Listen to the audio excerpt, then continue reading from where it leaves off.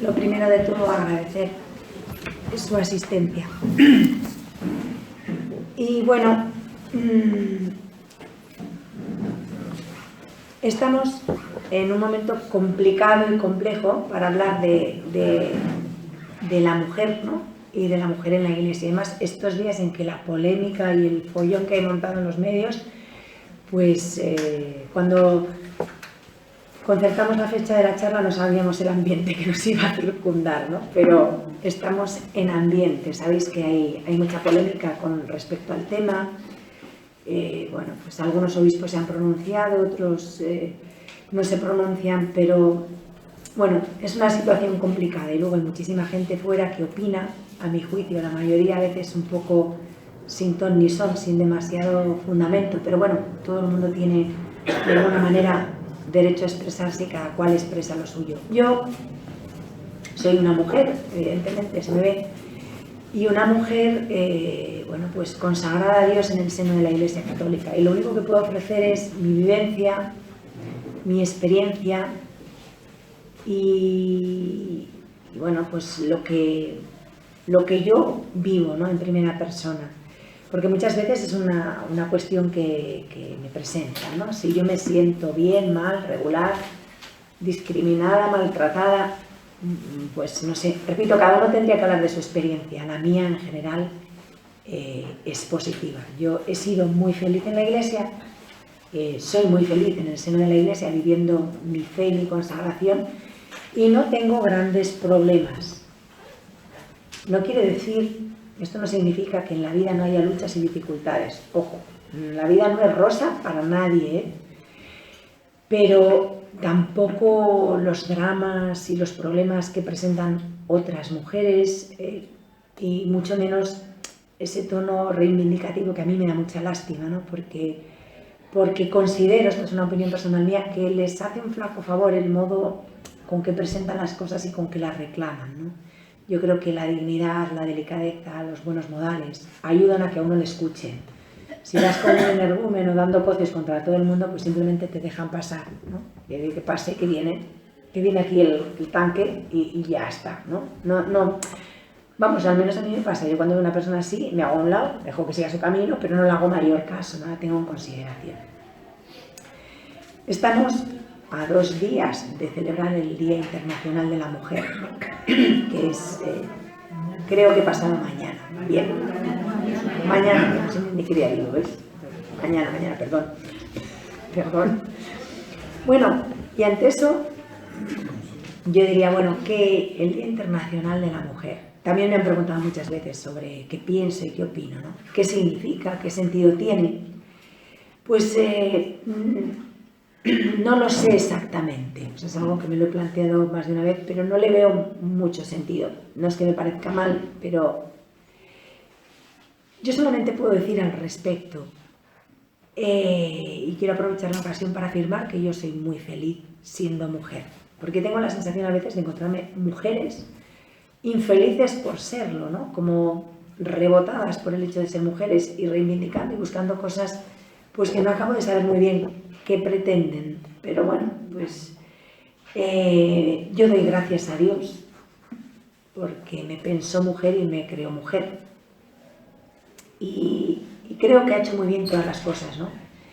Y ha hecho muy bien al hombre y ha hecho muy bien a la mujer. Entonces me cuesta entender esa especie de combate, de concurso, de polémica de quién es mejor o quién es más. O sea, yo no creo que Dios haya hecho al hombre o a la mujer en inferioridad de condiciones con respecto al otro, ¿no? Sí en diversidad, porque somos diferentes, pero no creo que nadie sea ni más que nadie ni menos que nadie. Creo que ha creado al hombre y a la mujer con toda su sabiduría, con toda su bondad, con todo su amor y ha creado a ambos llenos de belleza y sobre todo, y esto es lo más importante, capaces para la bondad y para el amor. Muchas veces me han preguntado, y os digo que a mí me preguntan de todo, debo de tener cara y bueno, me alegro de que se atrevan a preguntarme, ¿no? Y además también me posibilita dar una opinión o expresar unas ideas. Y me han preguntado muchas veces por el tema del feminismo. A ver, yo no me considero a mí misma feminista, pero sí soy una mujer feliz de serlo, porque yo tengo la impresión de que todas estas mujeres feministas que militan, que protestan, que dan coces contra todo el mundo, lo hacen porque en el fondo no son felices siendo lo que son, ¿no? Entonces, de alguna manera expresan su malestar o su disconformidad. Nunca he acabado de entender el empeño que tienen algunas mujeres de vivir peleadas perpetuamente con los hombres y acusándoles por sistema pues, de prepotencia o de misoginia, cuando te das cuenta de que estas mujeres que actúan así, esta es mi percepción, son ellas las que de manera violenta son andróginas y rechazan a los hombres, ¿no? Yo ni soy feminista ni soy andrógina, o sea, creo, repito, que el hombre y la mujer son complementarios, son necesarios y sobre todo Dios los ha creado bien pensados, ¿no? Y para el bien. Sí que entiendo que se reivindique la igualdad de posibilidades y de oportunidades y sobre todo que se reconozca una misma dignidad al hombre y a la mujer. Pero nada más.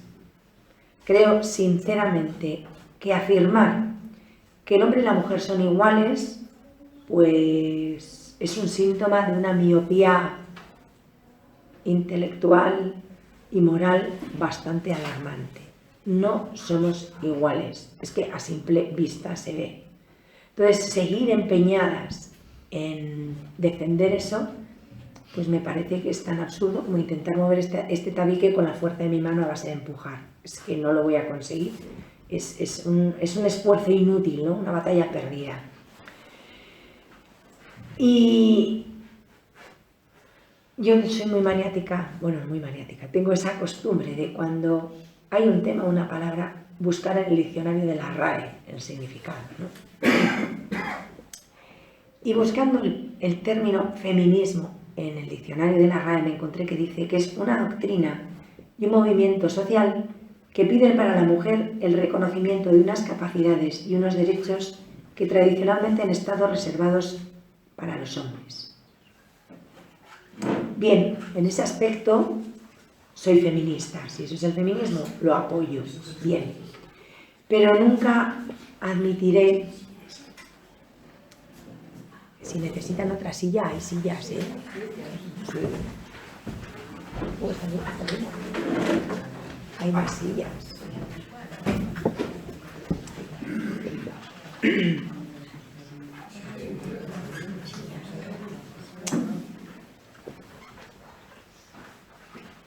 Digo que nunca admitiré ese feminismo absurdo, repito, e irracional, que dice que ser feminista es despreciar el sexo masculino o ser feminista es querer ser más que el hombre.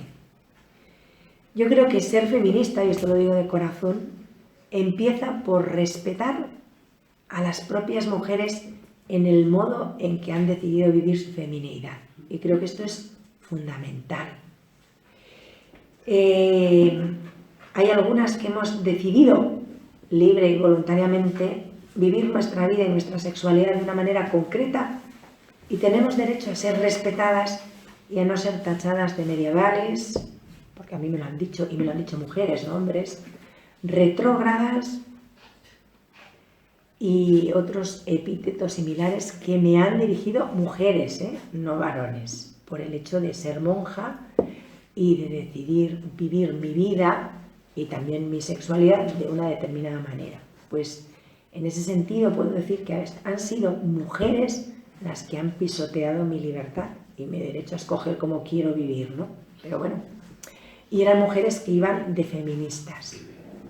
Entonces yo creo que el feminismo tiene que empezar por respetar a las mujeres en sus diferentes decisiones. Y creo que mi decisión y mi manera de enfocar la vida también es válida, ¿no? Y también debe ser respetada, merece ser respetada.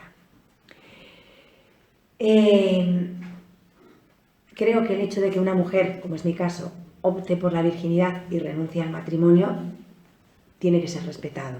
Que otra mujer decida ser madre y esposa y decida quedarse en su hogar sin desarrollar una labor profesional dedicada a su esposo y a sus hijos, creo que también debe ser respetado.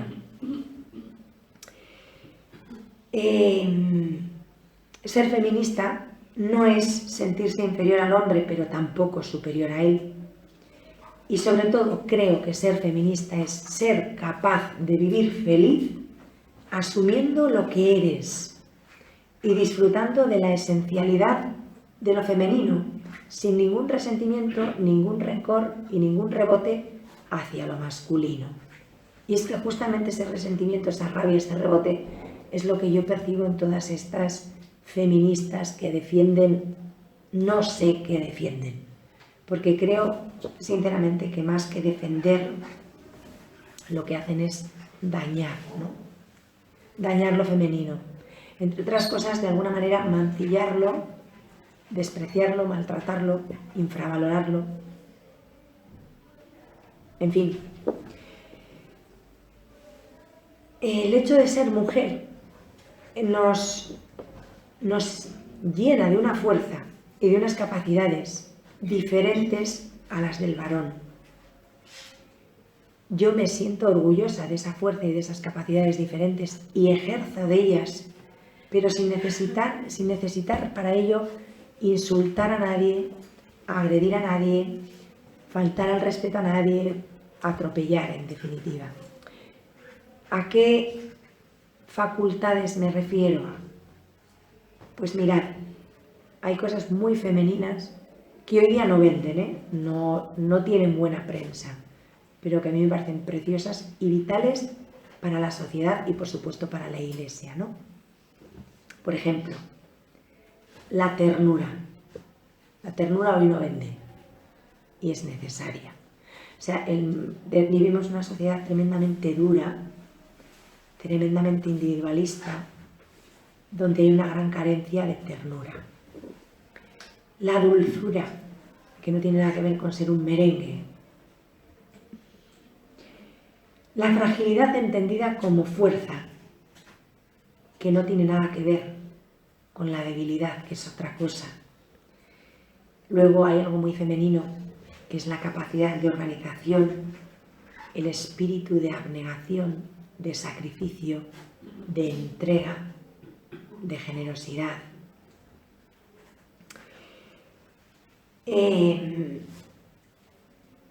Yo siempre he dicho que el ser más fuerte que yo he conocido, siempre, por sistema, en lo humano, en los animales también, pero una madre. Nadie es más fuerte que una madre. Nadie. La fuerza que tiene una madre por su hijo no la tiene nadie más. Ni un esposo por la esposa, ni la esposa por el esposo, ni el hijo por el padre, ni el hijo por la madre, ni el padre, con todo el respeto y todo cariño a los que sois padres, ¿no?, por el hijo. La fuerza que tiene una madre no la tiene nadie. Eso es algo netamente femenino, de lo que tenemos que sentirnos orgullosas y que tenemos que cuidar y fomentar. Ser feminista para mí también significa que no se instrumentalicen ni se manipulen cosas que para mí son sagradas, como por ejemplo el cuerpo de la mujer y algo tan precioso y bello como es la maternidad. Y yo lo siento mucho, pero tengo que decirlo, ¿no? Y aprovecho de decirlo aquí ahora mismo. Si hay algo que degrada, humilla y maltrata el cuerpo de la mujer, es la propia mujer cuando se presta a cosas tan humillantes como pueden ser ofender públicamente sirviéndose del propio cuerpo desnudo. Yo cuando veo esas escenas o me llegan noticias de eso digo, pero qué absurdo, con eso qué pretenden, ¿no? ¿Qué piensan conseguir? En mi opinión, esto es una opinión personal, es perder la dignidad y caer muy bajo. Y eso lo hacen solitas, no hay que culpar a ningún varón. O sea, si tú te prestas a eso libremente, eres tú sola la que te estás poniendo pues a la altura del barro, ¿no? Esa es mi opinión. La que no te estás dando a respetar y estás demostrando lo poco que te valoras a ti misma. Y yo me pregunto ante esas situaciones, pero de verdad hay alguien tan perfectamente tonto, alguna mujer tan perfectamente idiota, que crea que creando una situación desagradable, porque ciertamente es desagradable, embarazosa, complicada, que dando un mal rato a alguien va a conseguir reivindicar algo, que alguien de verdad le haga caso. Yo creo que actuar de esa manera sirve solamente para desautorizarse y, si acaso, para que lo cuenten en los medios de comunicación mientras no tengan otra noticia más interesante que dar. Pero la cosa no va a mayores, ¿no? Por otro lado, pienso también que ser feminista no puede significar, yo no creo que signifique vivir resentida ni acomplejada. Tampoco puede significar ser violenta, ser ofensiva,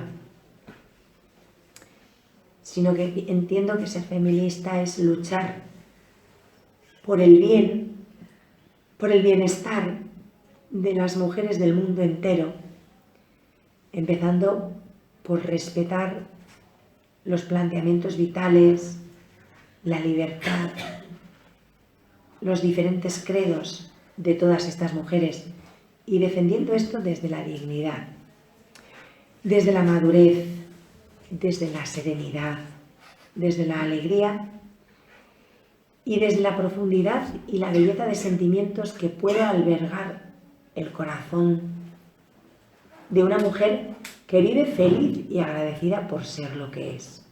Es decir, que no tiene dentro de sí ni una brizna de amargura, porque lo peor en esta vida es la amargura. La persona que actúa por rebote y con amargura, lo repito, queda absolutamente desautorizada. Dejando un poco aparte el tema este del feminismo, que es un poco cansino, ¿no? Y es muy... no sé, a mí ya me cansa un poquito, ¿no? Es siempre lo mismo y al final repetir las mismas cosas. Quiero aprovechar para dar un testimonio más personal de mi vivencia, ¿no? De mi vivencia como mujer y como mujer cristiana y como mujer cristiana consagrada, ¿no? Yo he leído muchas veces, bueno, supongo que la mayoría lo habéis hecho, ¿no? El Evangelio, pero a veces me he detenido en rastrear determinadas cosas que me interesaban más, ¿no?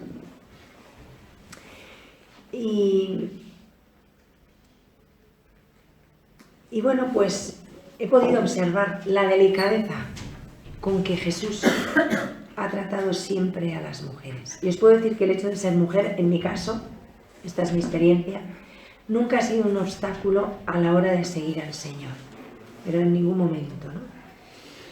Y rastreando el Evangelio,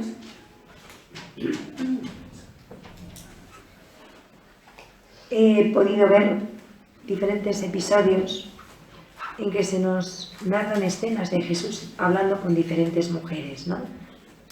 Y en todas estas escenas yo he visto un denominador común, que nunca leemos el Evangelio y vemos que Jesús llama a los apóstoles, ¿no?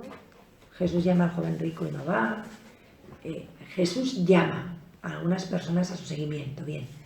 En ningún momento hay ningún pasaje evangélico en que se nos narre que Jesús llame a una mujer. No. Porque una vez me puse a buscar y de repente digo, si es que no hay nada. Y ya me puse a mirar más despacio y digo, es que no llama a ninguna le dice tú, ven y sígueme. Y uy, pues qué bien. Y sin embargo, sí que nos dice el Evangelio que algunas le seguían, que había un grupo de mujeres que le seguían y le servían, ¿no? Estaban allí con él. Y empiezas a mirar despacio y dices, bueno, ¿y esto por qué?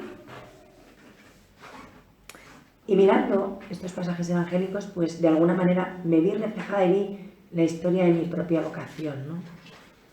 esta es mi experiencia, no todas las vocaciones de todas las mujeres son iguales, pero no hubo un momento concreto de mi vida en que hubo un parón y de repente me encontré con el Señor cara a cara y me dijo, tú sígueme.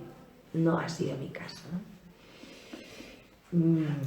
Yo puedo decir con Santa Teresita que su amor creció conmigo. O sea, según he ido creciendo desde muy niña, el Señor me ha ido cuidando, ¿no? Desde pequeña recibí la fe y bueno, hasta ahora, mejor o peor, pero aquí estamos, ¿no?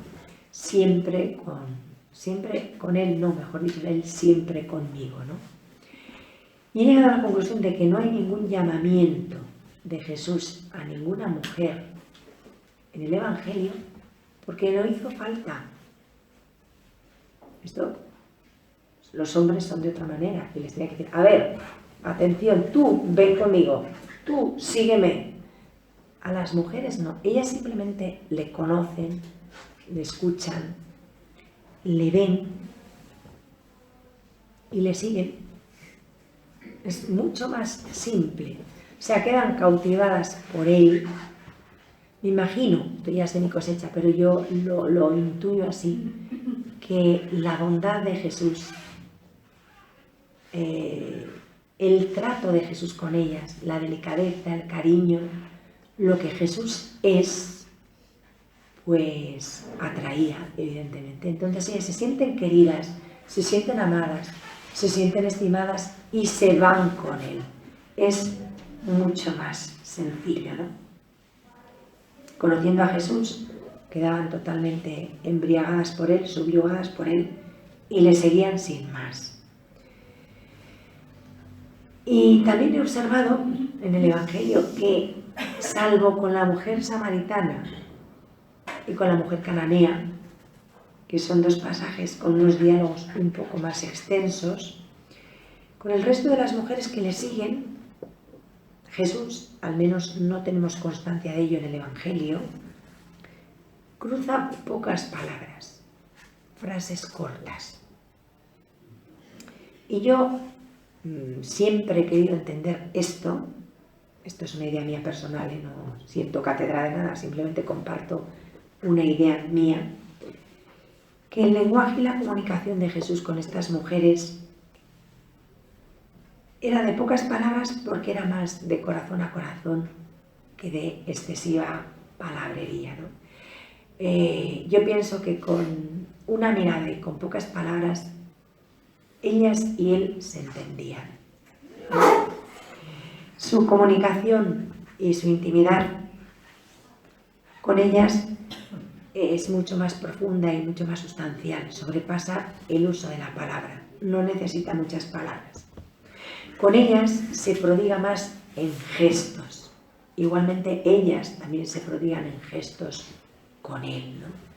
Los apóstoles eran hombres, varones vistos, eran más de hablar, de arguir, de preguntar o de no atreverse a preguntar también, pero de recibir enseñanzas más verbales, ¿no? Hay gestos preciosos de especial mención en el Evangelio. Por ejemplo, uno de ellos es la unción de María en Betania. María no dice ni una palabra, no tenemos constancia, ¿no?, en este pasaje evangélico de una sola palabra de María.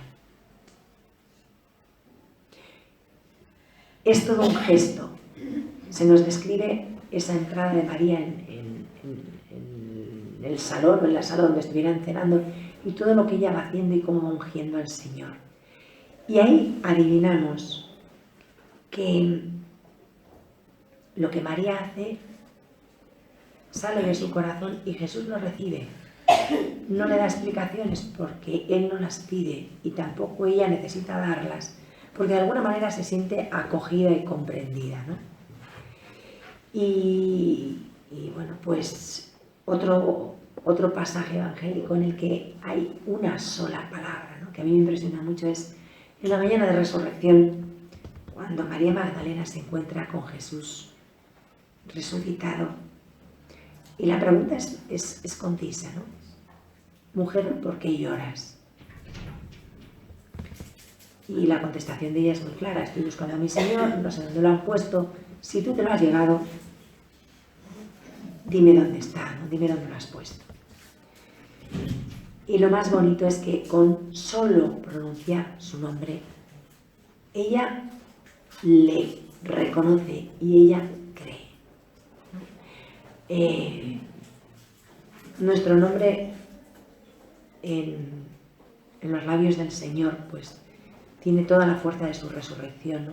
y la luz para poder acoger. Esto sucede con María, no le dice nada más, María. Y ella le reconoce inmediatamente y le responde, Rabón. ¿Bien? Todo esto indica que la relación que él tenía con las mujeres era diferente. Ni mejor ni peor, diferente. En ningún momento se me ocurre pensar que no habla con las mujeres porque las considerara inferiores o no les quisiera anunciar el Evangelio. Es que la percepción de ellas es diferente de la de los hombres, de la de los apóstoles. Necesitan menos palabras. No es que Jesús no se las quiera dar. No es que vayan por detrás. Ella, María Magdalena, reconoció al resucitado antes que Pedro y antes que el resto. Entonces no se trata de saber quién es más y quién es menos, ¿no? Que esa es un poco la lucha. ¿Quién es más en la iglesia? ¿Quién es menos? ¿Por qué en la iglesia jerárquica todos son hombres? Bueno, los rollos de siempre que a mí ya me tienen aburridita, de verdad, cansada. No se trata de eso. Se trata de que Jesús con cada uno tiene una relación particular y única, diferente, ni mejor ni peor. Y con ellas no necesita otra cosa, no necesita más. Otro caso, por citar otro, que, bueno, pues que ilustra esto que estoy diciendo de cómo la relación de Jesús con las mujeres es especial. Ni mejor ni peor, diferente, ¿no? Que con los apóstoles. El caso de la mujer adúltera. De esta mujer no sabemos ni el nombre. La mujer adúltera, digo, hombre, aparte de cometer adulterio, la pobre haría alguna cosa más en la vida, no tendría nombre y haría otras cosas. Pues ha pasado a la historia como la mujer adúltera. Lo único que sabemos de ella es lo que dice el Evangelio, que fue sorprendida cometiendo adulterio y ya la etiquetaron para siempre, jamás. Bueno, pues ¿qué vamos a hacer? Con esta mujer también hay muy pocas palabras, pero hay un gesto impresionante. Ante el pecado, y ante un pecado evidente, público, la han pillado, ¿qué hace Jesús? Pues ante el pecado que unos condenan y ante la mujer que ha cometido ese pecado y que quieren apedrear, pues Jesús tiene un gesto que no tiene nada que ver ni con las piedras ni con la dureza. Se inclina. Es todo lo contrario a la prepotencia. Cuando hablan de la prepotencia del hombre, Jesús es el hombre con mayúscula, el hombre perfecto, el Hijo del Hombre. Y ante una mujer que no solo es mujer, sino que ha pecado y que según la ley de Moisés debería morir, se inclina. Podía haber permanecido en pie y mirarla por encima del hombro. Eso nosotros somos así. En Jesús no cabe. Ante esto, Él se inclina. Y es que es así. Ante nuestro pecado Dios se inclina. No hay reproches, no hay enfado, no hay condena. Nunca nos condena. ¿Qué hay? ¿Qué hay en el corazón de Jesús contemplando a esa mujer en esa situación? Rodeada de odio, porque una cosa era el pecado de ella, pero el pecado de los de alrededor que querían lincharla a toda costa no era menor que el adulterio que ella había cometido, ¿no? Y ante eso, ¿qué hace Jesús? Pues si contemplamos la situación, yo veo en él dolor. Veo al mismo tiempo clarividencia, porque él no niega el pecado, no lo niega, en ningún momento ha dicho que lo que esa mujer ha hecho esté bien hecho. Veo que hay misericordia y veo perdón.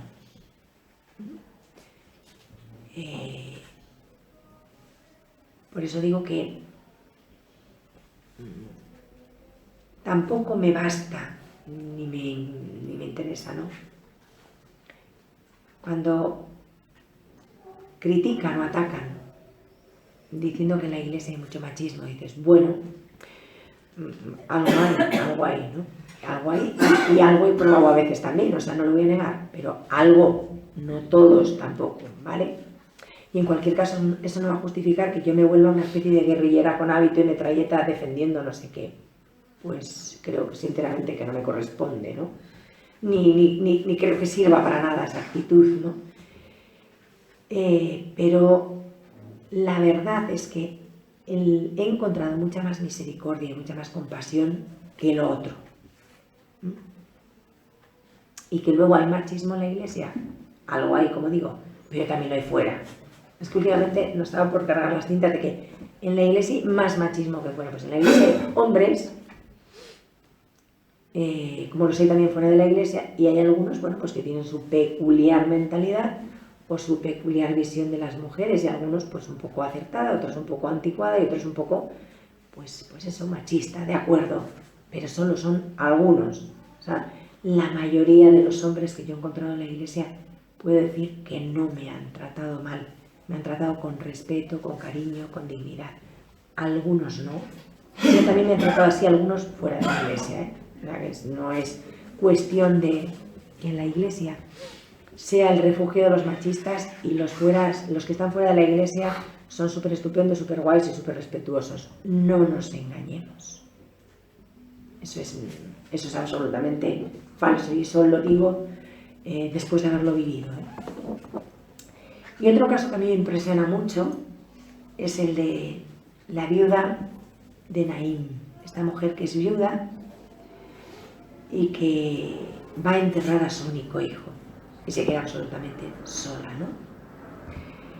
Y pasa acompañando el cortejo fúnebre de su hijo, lo sabemos perfectamente, y va llorando, como es normal. Y esta mujer pasa, no dice nada, no pide nada, llora acompañando el cadáver de su hijo. Y Jesús presencia la escena, se encuentra esta escena.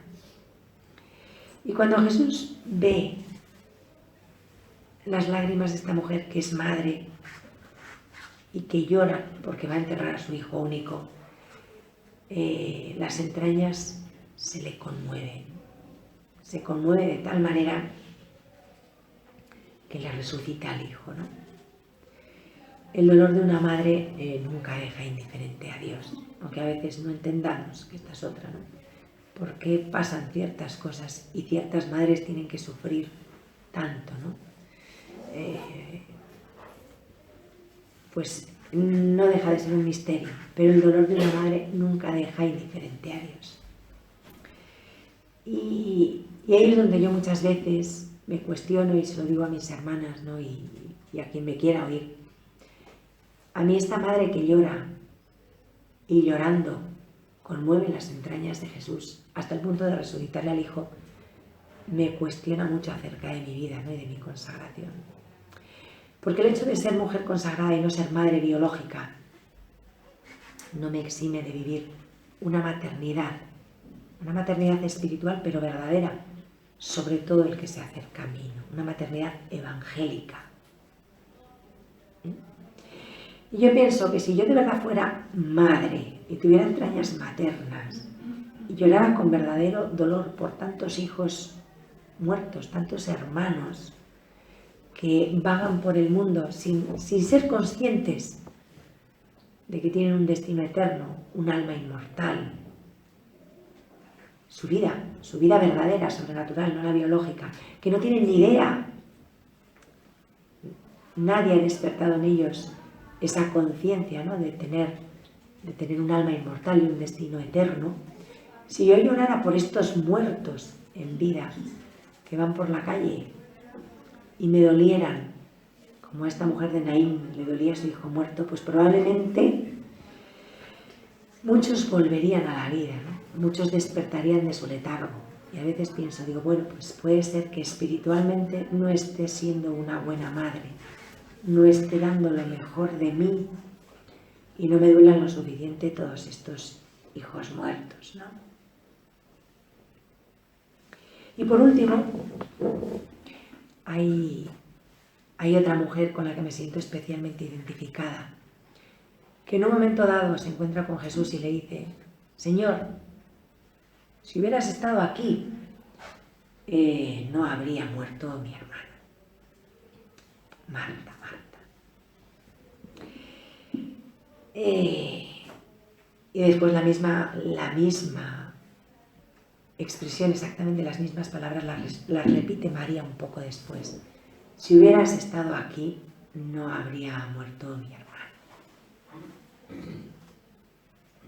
Pues bueno, en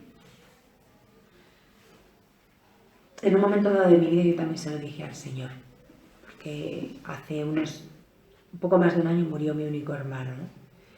Y me acuerdo que cuando me dijeron que mi hermano había muerto, fui a la capilla y lo primero que me salió, desde luego que no lo llevaba ensayado, fue decirle al Señor, si hubieras estado aquí, no habría muerto mi hermano, ¿no?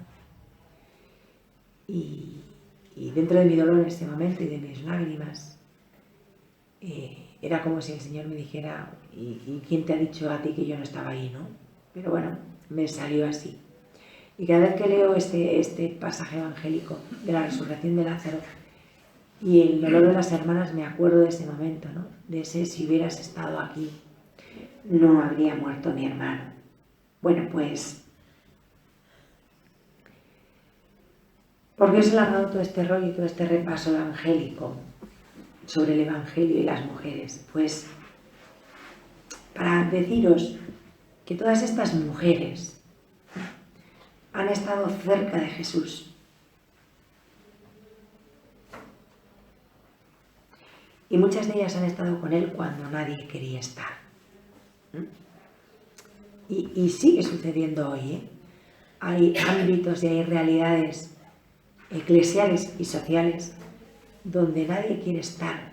Y al final, quienes sacan las castañas del fuego son las mujeres. Y quienes están ahí son las que parece que no sirven para mucho, son más débiles o menos fuertes o menos sabias, en fin, todas esas cosas que nos dicen a veces, ¿no? Pero están ahí, o sea, son las que, a pesar de su debilidad, a pesar de ser consideradas débiles, son fuertes, ¿no? Yo he visto muchas veces mujeres cuyo amor a Jesús ha sido siempre más fuerte que el miedo y sobre todo, y esto es lo más importante, es conocido por Jesús y reconocido por Él.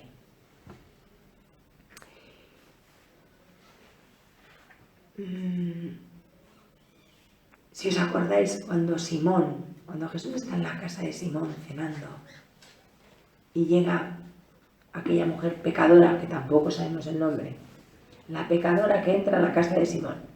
Pero bueno, estas pobres tendrían nombre. Pues mi nombre, ¿no? Bueno, pues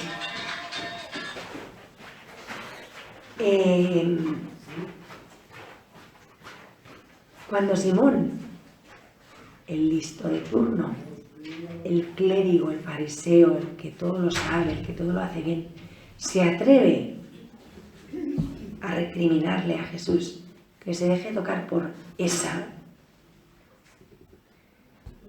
Jesús dice lo más bonito que puede decir, que Él conoce el corazón de esa. Y dice, una de las cosas más bonitas que ha salido de la boca del Señor referidas a esta mujer, se le ha perdonado mucho porque ha amado mucho. De aquí podemos sacar como consecuencia la fuerza que tiene el amor y la fuerza que puede tener el amor de una mujer para recibir perdón, ¿no? Y para hacer que Dios perdone. Es verdad que yo soy mujer, no soy sacerdote y no puedo efectivamente perdonar pecados con la absolución sacramental como puede hacer un sacerdote. Eso es cierto y es obvio y es evidente. Pero sin embargo, tengo una capacidad de amar reconocida por el Señor, que si amo mucho puedo hacer que mucho sea perdonado, que muchos pecados sean perdonados. No solo el amor que yo le dé al Señor hará que mis pecados sean perdonados, sino que el amor que ponga en otros puede llevar a otros a ese mismo perdón, a ese mismo arrepentimiento, a esa búsqueda de la misericordia de Dios, que es lo que se necesita para poder recibir el perdón.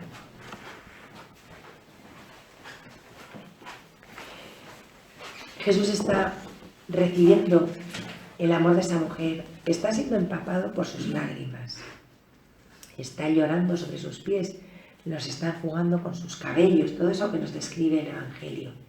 Y qué bonito que en ningún momento rechaza el contacto con esa mujer que era oficialmente impura. En ningún momento se retira, en ningún momento rechaza el contacto. Y por último yo tengo que añadir una cosa, que a veces tampoco planteamos bien. El ser humano, la persona a la que Jesús más ha amado y ama, es una mujer, es su madre. Esto no es discutible, no creo que nadie se atreva a discutirlo. La mujer, el ser humano, en el que Dios ha depositado mayores tesoros y privilegios siendo un ser humano, es una mujer.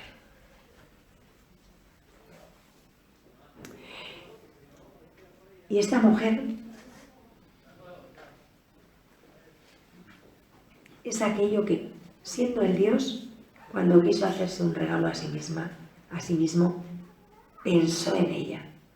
Cuando pensó en un corazón absolutamente puro, limpio, transparente, que fuera regalo para él, que fuera capaz de acoger su amor, que fuera capaz de acoger todo el misterio de la encarnación y de la redención, no pensó en ningún hombre, pensó en ella, en una mujer. ¿Por qué digo esto? Repito que no tengo ninguna animosidad contra los hombres, sino que intento aclarar a todas estas mujeres rebotadas que dicen que hasta Dios hace diferencias entre el hombre y la mujer, que no es cierto. En el plan de Dios el hombre es hombre y tiene unos cometidos, y la mujer es mujer y tiene otros, ni mejores ni peores, diferentes, complementarios, diferentes. Pero no hay una categoría de qué es mejor o qué es peor. Nadie se tiene que considerar ni de primera categoría ni de segunda categoría por ser hombre o mujer. No es una cuestión de categorías, sino una cuestión de reconocer y aceptar el plan de Dios y la sabiduría de Dios, sin rebotes, sin malas pulgas, sin amargura, sin rabia.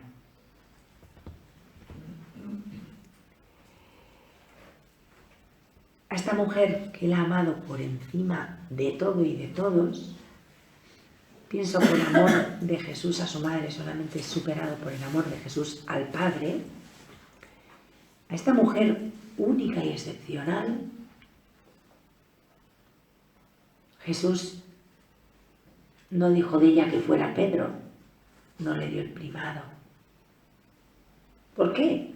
Si era lo que más quería, el ser humano que más ha amado, pues porque el plan de Dios, el orden de Dios es otro, no es una cuestión ni de amor ni de estima, sino que en el plan de Dios cada uno tiene su lugar y su ministerio, su función. A esta mujer en principio no la envió a predicar. No le dio la facultad de perdonar los pecados, ni de administrar los sacramentos, ni de dirigir la nave de la Iglesia. Y esto es tan obvio y tan evidente que todavía sigo sin entender. Es que yo no lo entiendo, de verdad. Digo, pero qué cerrazón. La cerrazón de algunas mujeres y de algunas religiosas, ¿no? Yo me he encontrado varias que siguen machacando el mismo clavo, que no es cuestión de amor ni cuestión de superioridad, sino del plan de Dios, ¿no? Él ha ordenado las cosas según su sabiduría divina le dicta, y lo normal y lo lógico es que confiemos en Él,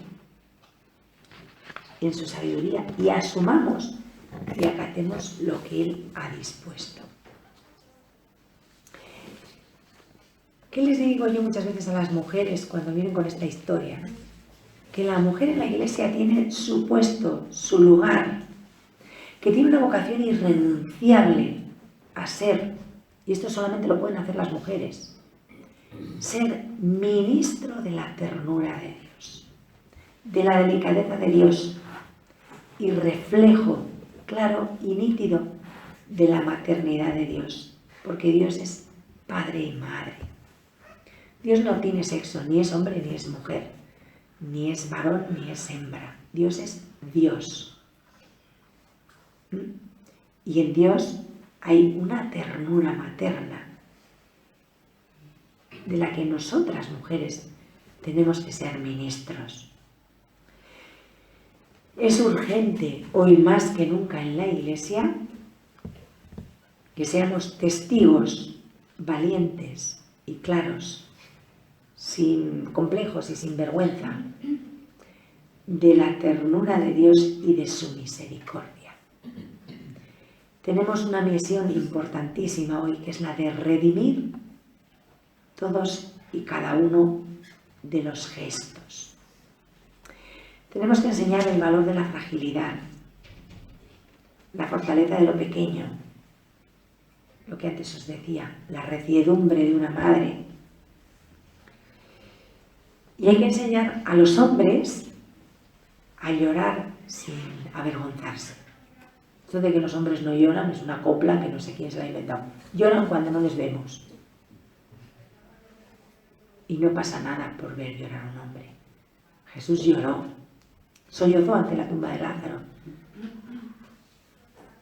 Y lloró contemplando a Jerusalén. Y lloraría más veces, ¿no? Sin ningún tipo de complejo. Y a veces hay que enseñar a los hombres que el llanto no es debilidad, que el llanto indica sensibilidad, que el llanto indica entrañas. Enseñarles a llorar la soledad del Señor, enseñarles a llorar la dureza de corazón de muchos seres humanos, enseñarles a llorar por tantos hermanos que se nos mueren de hambre y sed de Dios, de hambre y sed de eternidad, de hambre y sed de trascendencia, ¿no? Y tenemos que enseñar también a tocar, besar, acariciar, sin miedos, sin complejos, reflejando en todos estos gestos la pureza de Dios, la inocencia de Dios, porque a veces en nuestro empeño por erradicar el pecado original nos hemos olvidado de la inocencia original, ¿no? Entonces todo nos da miedo, tenemos tanto miedo, que ya no sabemos lo que es una caricia, una sonrisa, un beso, un abrazo.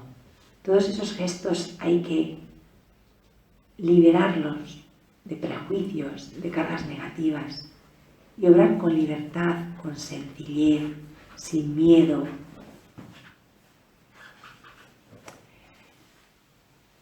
Esto en general, no digo a todos, pero en general a los hombres son hombres. Esos melindres femeninos dan vergüenza y se mueren porque les demos un beso, porque les hagamos una caricia, pero ellos, bueno, y ya, si están en un estatus un poco, pues a lo mejor se mueren eso porque les des un beso, les hagas una caricia, pero ¿cómo lo van a admitir? Y ya hay algunos que dicen, bueno, quítese usted un rato la armadura y respire, que no pasa nada. Y si tiene que toser, tosa, y si tiene que llorar, llore, que no pasa nada, ¿no? Humanizar a veces dentro de la Iglesia esas estructuras tan formales. Sobre todo, esto lo digo con profundo amor a la Iglesia y mucho cariño, pero es una realidad. Entre la Iglesia jerárquica hay algunos eclesiásticos literalmente almidonados. Almidonados. Si les quitas el almidón, luego descubres que dentro tienen su corazoncito también, pero tienen varias capas y cuesta llegar, ¿no? Ir desenmascarando eso. Caminar libres, sencillas, sin máscaras, sin miedo. Yo creo que es un servicio importante que tenemos que prestar. Y no sentirnos en ningún modo, yo no me siento para nada inferior a nadie.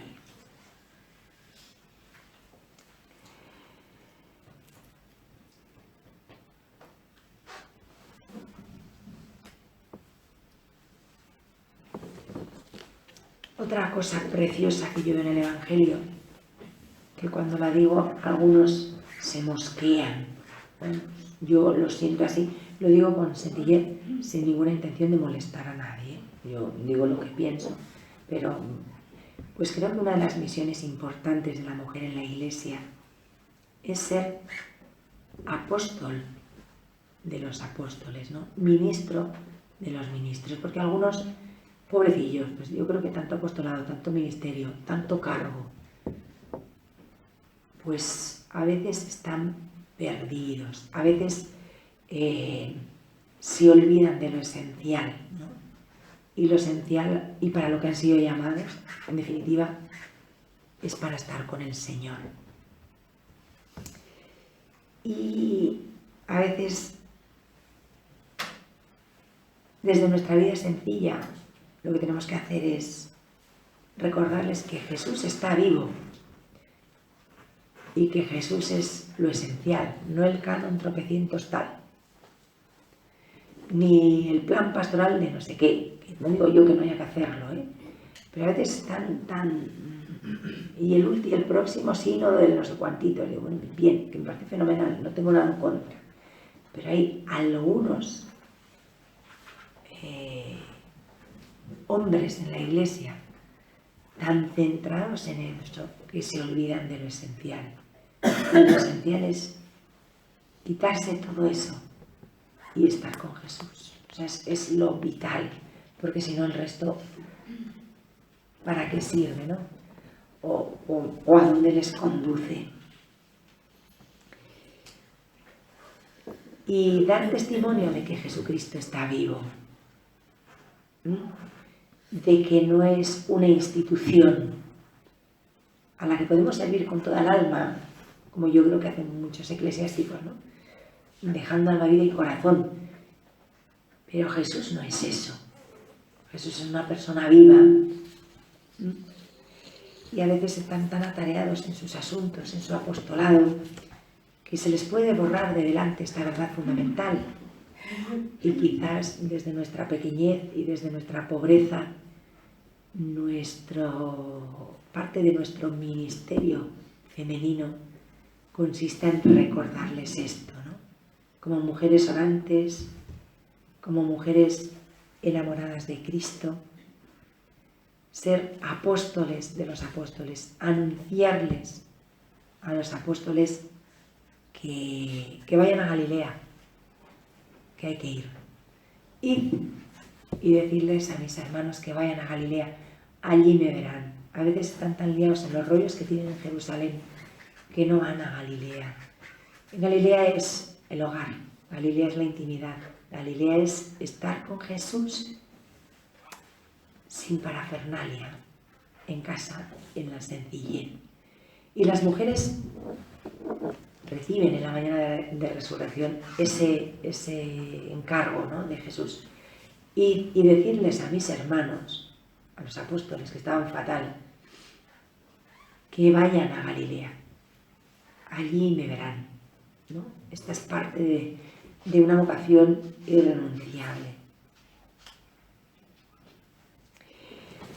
Y bueno,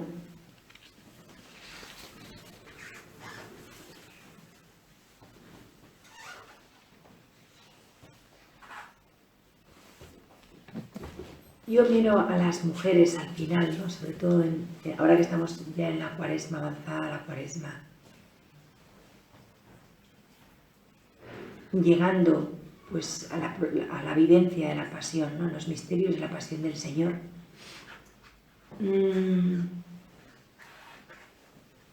Aquellas mujeres. ¿Y por qué ellas fueron capaces de resistir el escándalo de la cruz? ¿Por qué permanecieron cerca de Jesús cuando todo parecía haberse acabado, incluso cuando los discípulos más íntimos, los amigos más íntimos, habían abandonado, se habían ido? Unos estaban encerrados en el cenáculo muertos de miedo. Otros, como los de Maús, directamente cogieron las de Villadiego y se iban. ¿Por qué ellas permanecen?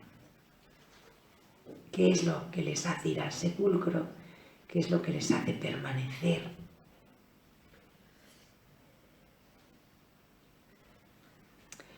¿Qué hicieron aquellas mujeres para no marcharse a su casa?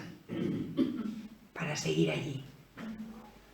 Pues la respuesta es la que dio Jesús a Simón el fariseo.